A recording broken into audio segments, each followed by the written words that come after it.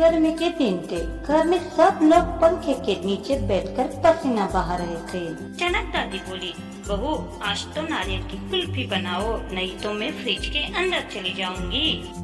Mummy हंसते हुए बोली, दादी नारियल है, दूध है, पर थोड़ा टाइम तो दो। शाम तक मम्मी ने नारियल की मलाई की कुल्फी बना दी। दादी ने पूरी थाली में रखी कुल्फी देखकर कहा, कुल्फी देख के तो जवानी के दिन याद आ गए। फिर बाद में मम्मी ने कुल्फी को ठंडी होने के लिए फ्रिज में रख दिया।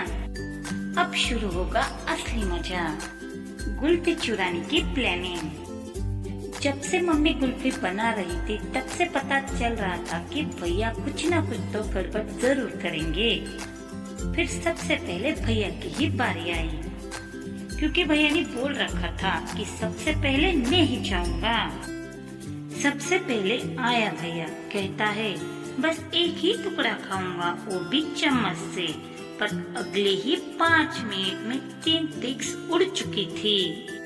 अब थोड़ी देर के बाद आई मेरी बारी। मैंने सोचा दादी के लिए थोड़ी बचा लूं, पर जब कुल्फी देखी तो बस एक ही स्ट्रेक रही। फिर मैं थोड़ी देर के लिए सोचती ही रही, क्योंकि जब दादी को पता चल गया तो घर में कुल्फी की जगह बर्फ पड़ जाएगी। क्योंकि दादी बहुत देर से वेट कर रही थी, सवेरे से शाम तक। जब तक कुल्फी बन रही थी तब तक दादी वेट कर रही थी। अब इस टाइम दादी को पता चल गया तो दादी सबके ऊपर गुस्सा करेगी।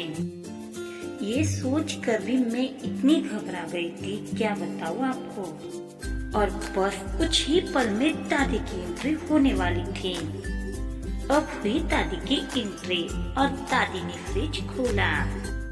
फिर दादी को देखकर मुझे लगा कि दादी के होश ही उड़ गए। दादी ने देखा कि थाली तो खाली हो चुकी है। मैं तो पूरी तरह से डर गई थी, पता नहीं अब कौन सा तूफान आने वाला है जल्दी ही। फिर कुछ ही पल में दादी हंस उठी। फिर दादी बोली, मुझे शक था इसलिए मैंने एक कुल्फी अपने तकिए के नीचे छिपा दी थी। फिर सब चौंक गए, तकिए के नीचे। दादी बोली, हाँ बेटा, ठंडी तो नहीं रही, पर अब नारियल की गरम कुल्फी है।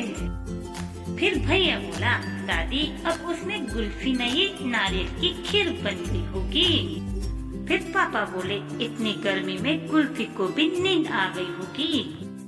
अंत में मम्मी ने कहा, कुल्फी सबको मिलेगी, एक जैसी मटके की ठंडी।